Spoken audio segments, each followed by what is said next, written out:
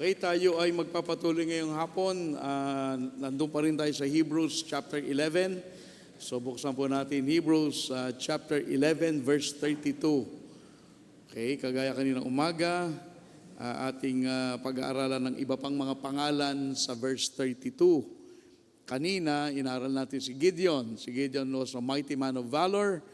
At ngayong hapon naman ay pag-aaralan natin si Barak. Barak. Okay? Tayo po ay tumayo, ating basahin, Hebrews 11:32. Maraming pangalan po ang nakalagay dito. Kukuha tayo ng isang pangalan.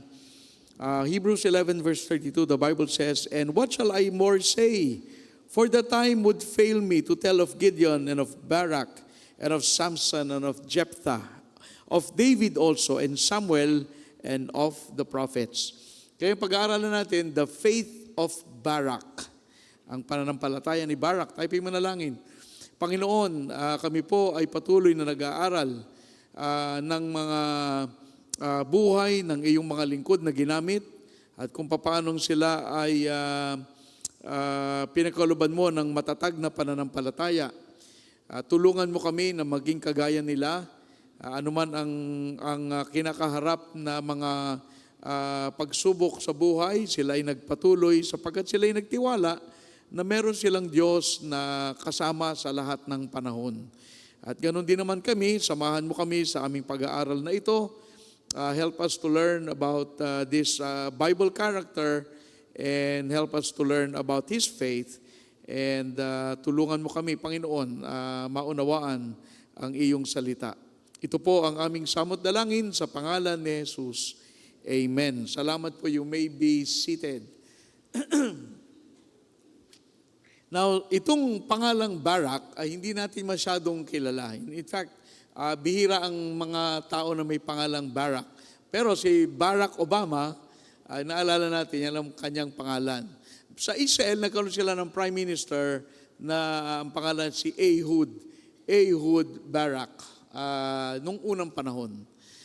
Pero ang pangalang Barak ay hindi masyadong ginagamit.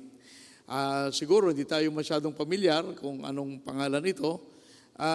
Pero sa Judges chapter 4, makita natin yung kung saan ang Israel, ganito po ang pangyayari. Ang Israel, kagaya ng parating nangyayari, ay, as the Bible says, Israel did evil. And so sapagkat ang Israel ay bumalik sa kasalanan, ang judgment ng Diyos ay ipinataw sa kanila. Ganyan naman po ang kwento ng Israel parati. Sila ay mahulog sa kasalanan, magre-rebelde sa Diyos, pero sila hingi ng tawad, tapos sila ay mag-aayos, tapos babalik na naman sa kasalanan. Yan ang kwento ng Israel. Parang tayo rin. Pag tayo ay kasala, hingi tayong tawad, babalik na naman tayo sa kasalanan. And so, ang ginawa ng Panginoon,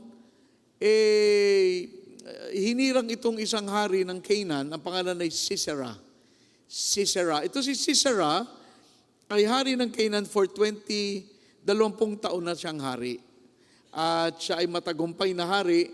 At dito makikita natin kung saan maglalaban ang puwersa ng Israel at ng mga Canaanites under the leadership of Sisera. At doon sa paan ng bundok Tabor.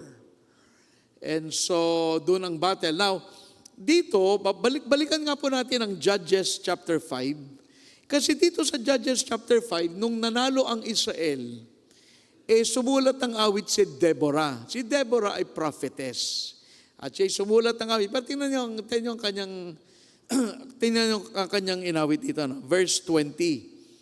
Ang sabi dito, "And they fought from heaven. The stars in their courses fought against Sisera." Now, ang nangyari dyan, nung maglalaban na, bumagyo. And so, itong si Sisera ay natalo sa battle. Yun ang nangyari kasi ginawa ng Panginoon, nagpadala siya ng malakas na ulan. And so, yun ating pag-aaralan. Okay, now, number 1. Una, si Deborah. Ang ating outline, simple lang. Si Deborah, si Barak, tapos the battle. Medyo malalayo pero yun ang aking outline. Si Deborah. Pag-aralan mo natin si Deborah. Sino ba si Deborah?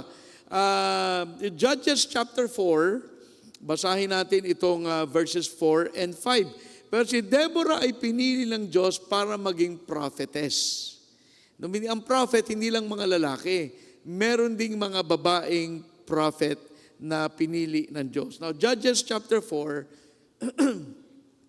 tingnan natin itong verse number 4 and 5. Sabi, and Deborah, a prophetess, the wife of Lapidath, she judged Israel at that time. And she dwelt under the palm tree of Deborah between Ramah and Bethel in Mount Ephraim. And the children of Israel came up to her for judgment. Now, naalala niyo si Samson, inaral natin minsan, si Samson ay judge. Now, ito yung panahon sa Israel na wala silang hari.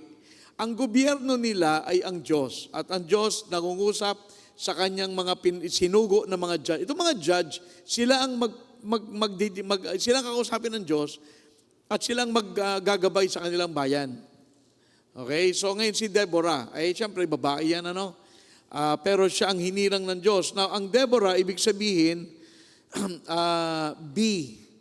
B-E-E, parang bubuyog, Yun ang ibig sabihin ng pangalan ni Deborah. At sa Bible ay maraming naging prophetess. Si Miriam, kapatid ni Moses. Si Anna sa New Testament ay prophetess. Di ba, tanda nyo, ang Panginoon ay inihandog. Si Anna naghihintay. Ilang taon siya? 86 ata, years old. Tapos si Huldah. Tapos inong pangalan ng isa na ng mga anak niya, si Philip ba yun? May anak na 4 na babae, lahat ay prophetess. So ngayon, maraming prophetess sa Bible at yan yung ibang mga binanggit. Na kung titingnan natin sa Judges 5 verse 7, tingnan niyo po, Judges chapter 5 verse 7, the inhabitants of the villages ceased. They ceased in Israel until that I, Deborah, arose a mother in Israel. So si Deborah ay isang judge at ang Panginoon minsan tumatawag ng mga kababaihan for very special purposes. Kasi minsan kailangan For instance, noong panahon ng World War II, si Corrie ten Boom ay nalagay sa concentration camp, pero marami siyang natulungan ng mga Jew na naligtas niya. Pero eventually, kung nagkakamali, siya ay nahuli, pero ginamit siya ng Panginoon. Si Fanny Crosby, siya ay bulag at marami siyang sinulat na awit. Hanggang ngayon, inaawit natin. Blessed assurance, Jesus is mine. O what a foretaste of glory divine. At marami pang iba. In fact, sa dami ng kanyang awit na naisulat, ay naggumamit na siya ng ibang pangalan. Kasi yung mga tao, ay, Fanny Crosby na naman. Ang sinulat natin ay mga 10,000 songs. Napakadami. So, may panahon na ang Diyos ay gumagamit ng mga kababaihan for specific, special purposes. At sa mga churches, sa church natin, may ibang mga women, ginagamit kayo ng Panginoon, pinigyan kayo ng ministry. So, hindi lang nakakonfine sa mga men ang gawain ng Panginoon. Kayo ay pwede rin. Now, I'm not saying that women, in my view of the scriptures, women cannot be pastors. Now, yan ay magkakaiba ang mga pastor at simbahan. Hindi na dapat pagtalunan. Basta ako, yun ang position ko. Kasi ang requirement ng pastor, a husband of one wife. I do not know of a woman who is a husband of a wife. I don't know. Pero in my Bible interpretation, women cannot be pastors, but they can do something for God. In my opinion, maraming magagawa. Ang church natin, napakadaming women ang gumagawa dito. O yun na lang mga nagtuturo sa Christian school, Bible school. Diba, mga women yan. So si Deborah, siyempre, ito bayan ng Israel. Kumbaga siya ang governor, siya ang presidente. Pero babae yan. Yan ay si Deborah. Okay, pangalawa. Punta tayo kay Barak. Now, si Barak ay tinawag ng Diyos to lead the battle. Kasi si Deborah ay babae. Now, hindi naman natin minimize ang kakayanan ng mga babae sa strategy at sa ganyan. Pero, si Deborah, alam niya na kailangan ay lalaki na lang ang mag-lead nitong battle. At so, hinanap niya itong si Barak, at si Barak ang naging nag-lead ng battle kung saan nagtagumpay sila. Now, mga kapatid, ganito yan. Ito ang malungkot na katotohanan. Marami ang women na leaders natin kasi ang mga men hindi nagiging leader. Alam mo, dapat wake up call sa mga men. Dapat ang mga men maging men. Hindi kayo mga kasi kayo ang lead sa bahay. Ang laki ng responsibility na binigay ng Diyos. You are to provide, to protect, you are to be the priest of your homes. Ngayon, pag hindi nyo ginawa yan, syempre, maglilid ang nanay by default. Kasi wala Ano gagawin? Wala tayong kakainin, ganun na lang. Syempre, mag-step up yung nanay. Pero dapat talaga dyan, ang mga tatay ay pag-aralan nyo po kasi kung bakit kayo ay tatay. Kayo ay may tungkulin. Ngayon, si Deborah, alam niya yan may mga times na hindi niya kayang maglilid ka ng battle. Itong mga binabasa ko, sinasabi nila, ang mga women, at least yung isang binabasa ko, sabi niya, hindi bagay sa battle. Paano naging prisoners of war? Alam niyo po sa gera, iba. Common CR yan. Di ba? During the Second World War, nakita ko yung tulugan ng mga Jew bago sila pinatay.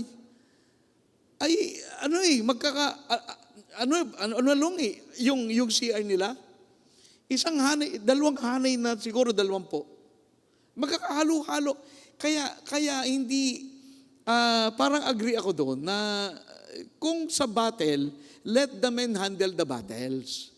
Yun ang ginawa dito ni Deborah, hindi siya ang nag-lead at pinagpala ng Panginoon yan. Pero sinasabi ko, alam nyo, sometimes ang mga women, sometimes they do the work of the men. But sometimes walang magawa Alam ba, namatay ang husband, siyempre ikaw ang magiging tatay-nanay. But that's not the original design. The design is for the men to step up. Kaya yung mga young men, di ba kayo nagpapamilya kayo, aralin nyo anong magiging position nyo pag kayo'y naging tatay. Kasi merong responsibility yan. Kapag hindi nyo tinayuan yan, ay siyempre, sinanay ang tatayo. Minsan wala naman siyang choice Sino mag-iisip? Wala yung mga anak ang mag-iisip. Tatay, ganitong gagawin natin, ganun ba yun?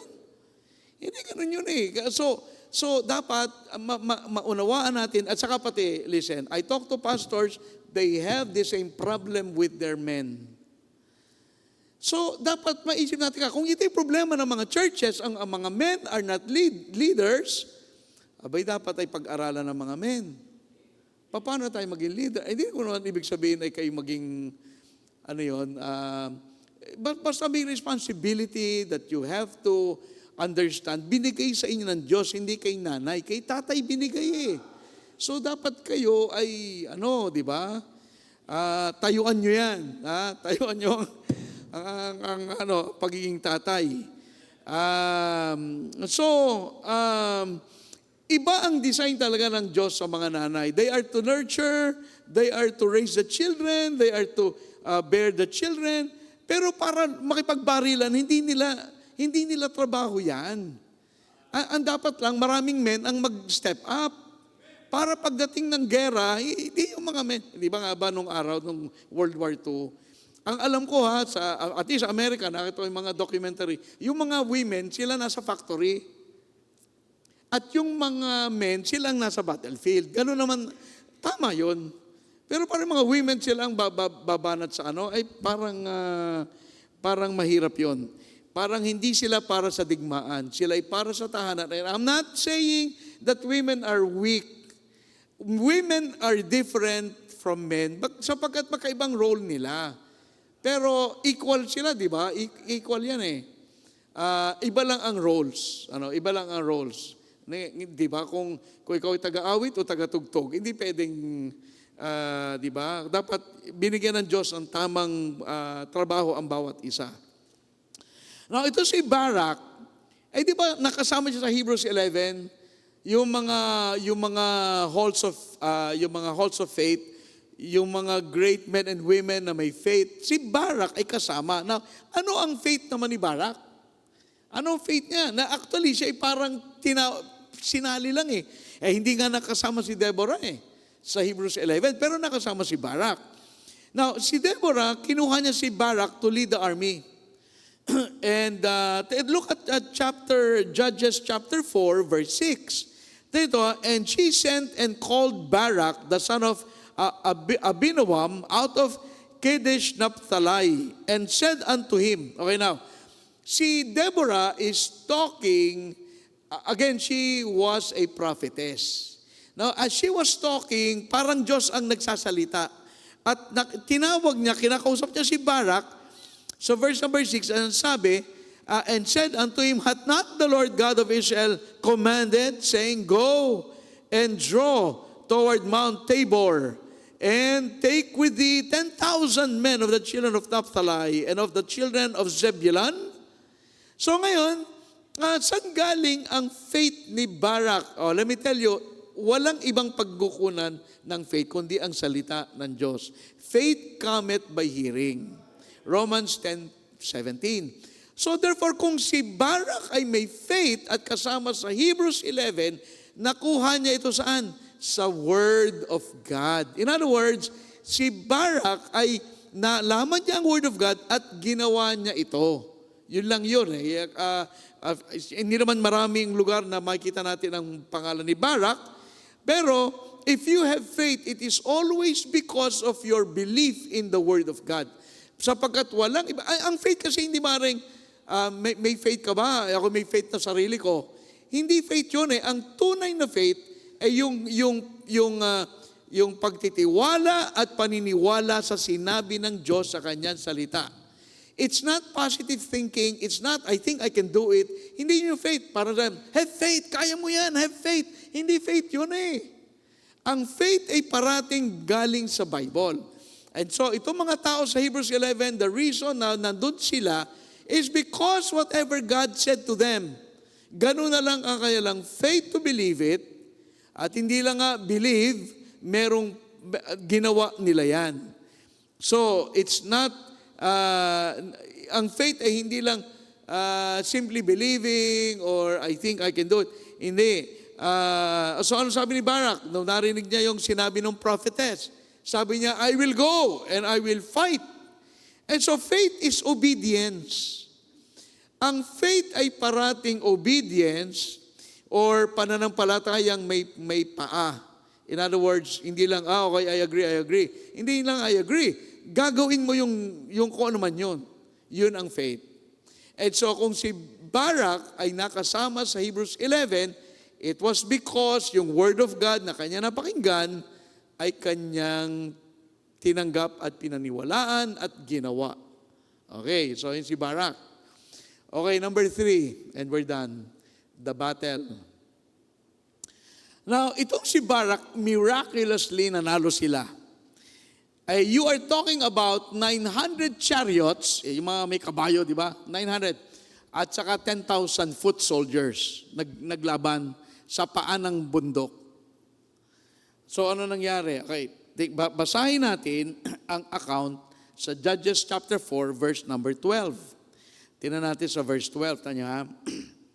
And they showed Sisera that Barak the son of Abinoam was gone up to Mount Tabor.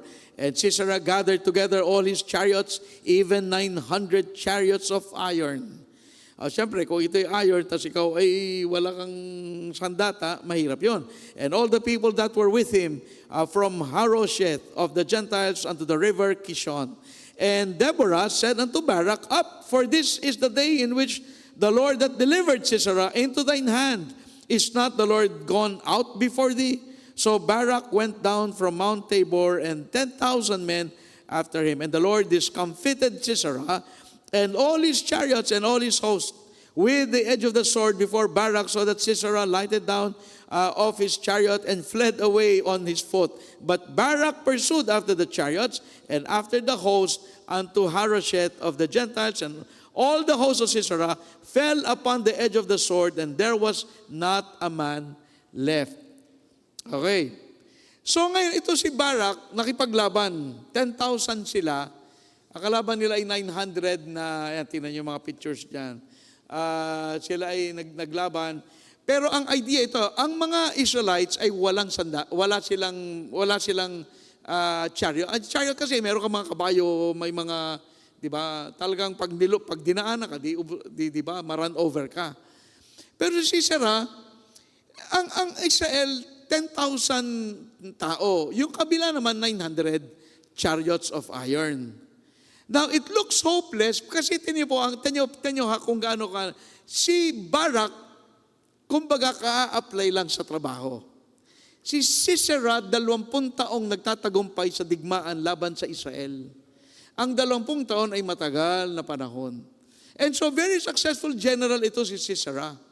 Hindi ito, kumbaga, he knows what he is doing. Siya ay bihasang general. At again, bakit inaaway ang Israel? Pinapalo ng Diyos ang Israel dahil sa kanilang kasalanan. Ganun ang Diyos. Ang Diyos, hindi pag ikaw ay anak, hindi ka palilikutin ng walang katapusan. Siyempre, dinidisiplina ng Diyos ang kanyang mga anak. Ngayon, yun yung nangyari. Punta tayo sa Judges chapter 5. Nanalo sila at sumulat ang awit si Deborah. At nanalo sila sa sumulat ang awit. Itinan mo sabi sa verse number 4. Judges chapter 5 verse 4. Lord, when thou wentest out of Seir, when thou marchest out of the field of Edom, the earth trembled and the heavens dropped. The clouds also dropped water. The mountains melted from before the Lord, even the Sinai from before the Lord God of Israel. So ganito nangyari, nagkaroon ng parang bagyo at nag-mudslide. So nasa bundok sila, di ba? Yung tubig ay di maraming tubig at pababa at para bang ang tawag doon yung di pa bang malakas ang tubig kahit yung kotse mo? Di ba sa baha, sa Maynila, puro baha. Pwede kang madala. Pwede kang madala yung sasakyan. At gano'n na nangyari. Hindi pa nga nagsisimula yung battle, ay nagkaganon-ganon na ang kinasakinan. So, pagdating mo sa Judges 5 verse 20, ito sabi, and they fought from heaven. The stars in their courses fought against Sisera. The river Kishon swept them away, that ancient river, the river Kishon. O my soul, thou hast trodden down strength. Then were the horse hoofs broken by the means of the prancings of their mighty ones. Now, dito nakita natin, sabi doon, so verse 20, napansin nyo yan, they fought from heaven. Sabi dyan, they fought from heaven.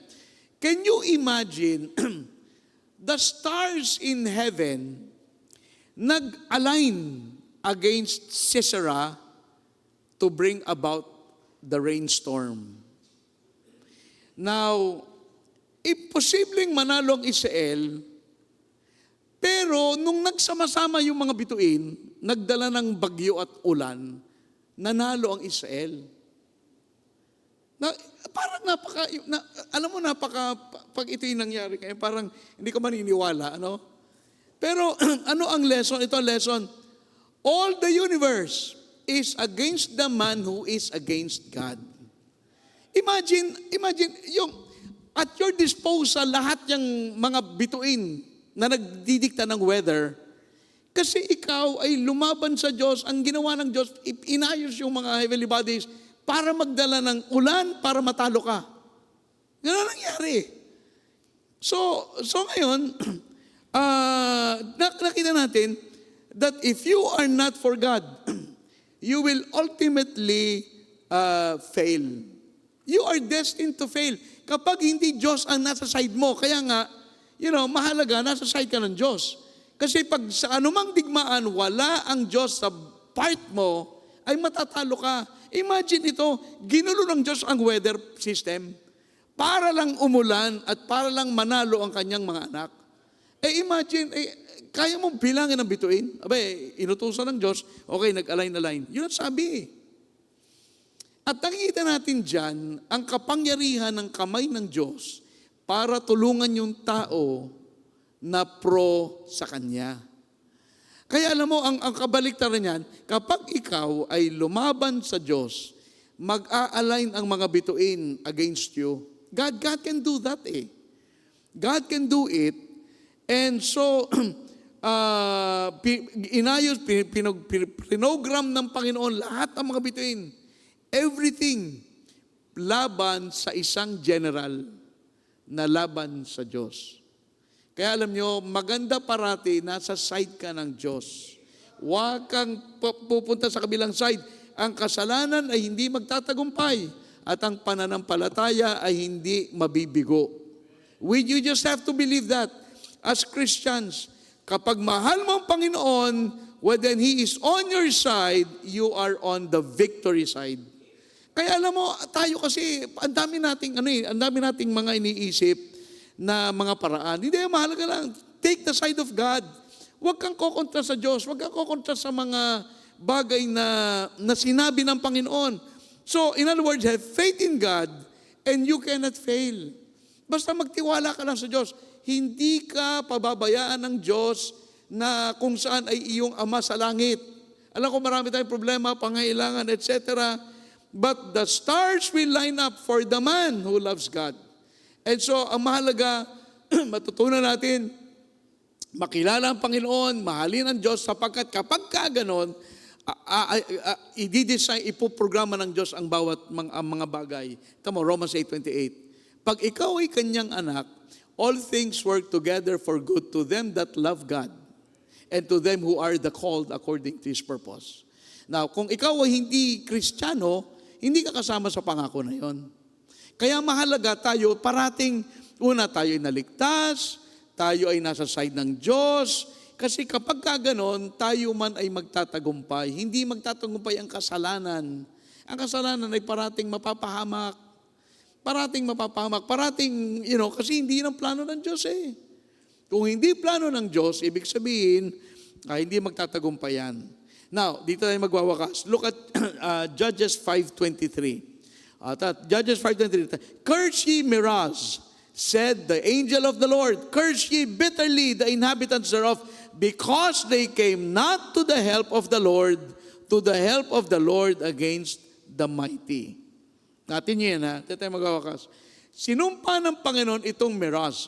I'm not sure kung ito ba'y grupo ng mga tao, pero ano nangyari? Di ba naglaban? Itong Meroz ay nag-take ng neutral stand. Hindi lumaban Okay, neutral lang ako. Sa panahon ng krisis, dapat pumili ka. Anong gagawin? Pipili mo ang Panginoon? Hindi nila pinili. Nagkaroon ng digmaan. Anong ginawa? Wala silang ginawa. Sinumpa ng Diyos. Now, tingnan yung Judges 5:18. Tingnan mo verse 18. Zebulun and Naphtali were a people that jeoparded their lives unto death in the high places of the field. Itong tribe ng Zebulun at Naphtali, sila ay tumulong. Pero itong Meroz, hindi tumulong. Anong ginawa ng Diyos? Isinumpa. So, anong lesson dyan? May lesson dyan. Now, therefore, ang nangyari, kaya sinumpa ng Diyos sapagkat wala silang ginawa, basically. Naalala niyo Numbers 32:23? Numbers 32:23. Tanyo Ang sabi, but if you will not do so, behold, you have sinned against the Lord, and be sure your sin will find you out. Anong context? Ito ang context. Ang Israel ay lilipat sa promised land at sila'y naglalakbay sila. Di ngayon, sabi nitong dalawang tribe, hindi ko maalala, ito Benjamin ata at Ang sabi dito na kami, Joshua, Kasi maganda ang damo dito, marami kaming cattle. Ay sabi ni Joshua, teka muna ganito, kung gusto niyo dyan, ayun nyo sumama sa amin, bahala kayo. Pero ganito ha, pagka nagkaroon ng gera, samahan nyo kami. Kasi di ba yung Israel, hinati nila yan eh. Galing Egypt, naglakbay, hati-hati sila. Tatawid ng Jordan, hindi pa nila nakuha lahat eh. Yung mga naunang kumuha ng lupa, ay dito na kami. At kami ay masaya na dito. Sabi naman ni Joshua, kasi pupunta pa tayo sa kabila. Pag nagkaroon ng digmaan, tulungan nyo kami. Kasi pag hindi nyo kami tinulungan, sabi ko sa inyo ito naman. Sabi niya, kayo'y nagkasala laban sa Diyos at tiyakin mo na ang kasalanan aabutin kayo. In other words, hindi nyo kami sasamahan, kasalanan yon, and let me tell you, babalikan kayo ng Panginoon. Yan sabi niya, basically. Now, in other words, itong digmaan na ito na pinagtagumpayan ni Barak, sila'y nagtulong-tulong eh. Merong isang tumulong pero isinumpa ng Diyos. Now, tayo mga kapatid, tayo mga membro, alam mo, paghapon, halos mga membro na lang ang naririto. Ang gawain ng Panginoon,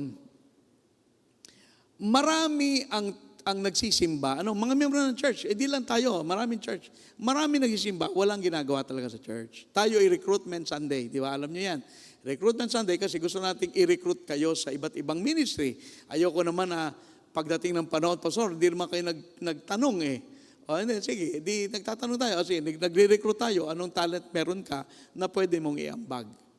Okay? Marami kasing Kristiyano, when they come to church, they feel they have served God. You have not served God.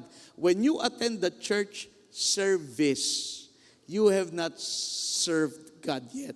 You serve God when you go out the door and do something. Pero pag tayo narito, hindi tayo naglilingkod. Tayo ay nakikinig, nag-aaral, nagpapalakas. Bakit? Para makapaglingkod tayo sa Panginoon.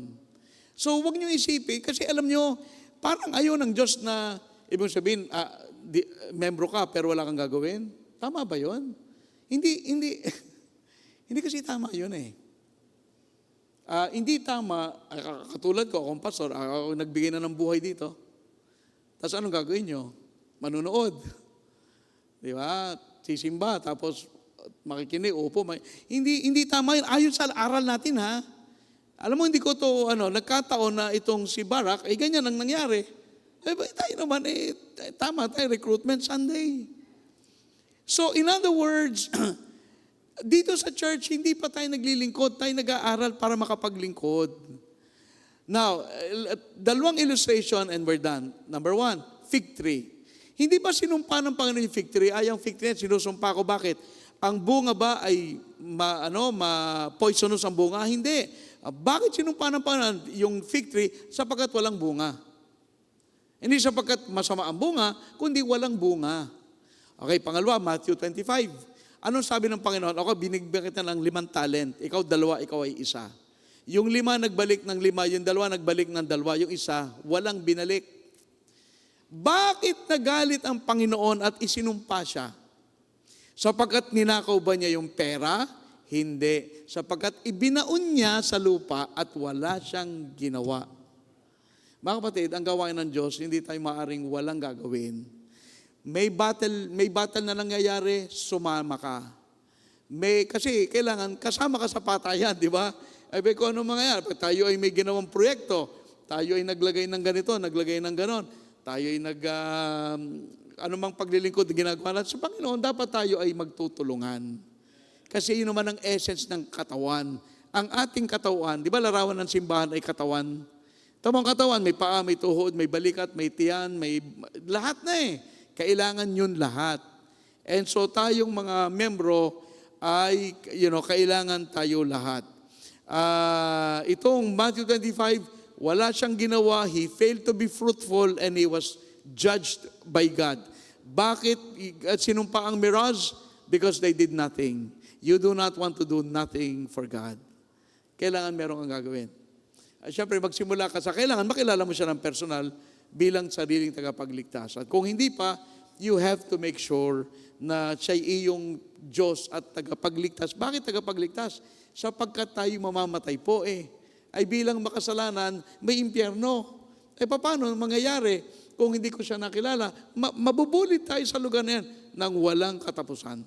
And that is why we preach the gospel, we invite people, we tell them about the Lord, because kung paano tayo naligtas, gusto natin sila rin ay maligtas.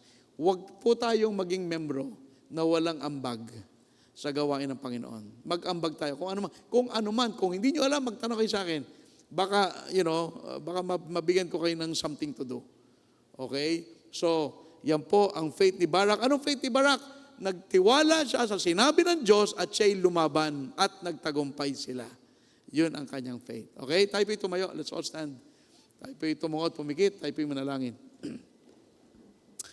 Panginoon, kami po ay lumalapit sa iyong muli ngayong gabi. Papasalamat kami sa aral na itinuro mo sa amin. Tulungan mo nga po kami na makita namin ang aming bahagi sa local church.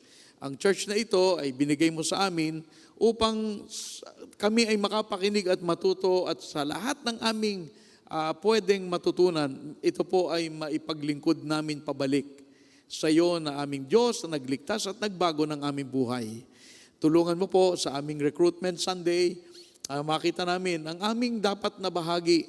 Marami po ang binigay mo sa aming gifts and talents. And maybe, one of the things na binigay mo sa amin ay pwedeng maging kagamit-gamit upang ikaw ay aming mapaglingkuran. Pagpalain mo po ang mensahe na ito. Tulungan mo kami na magtiwala sa iyo sa aming mga battle sa buhay, but especially help us to make sure that we are on your side. Because Lord, if we go against your side, Panginoon, wala kaming tiyak ng panalo. In fact, kami po ay dapat umasa na matalo. Because Lord, only by faith that we will win.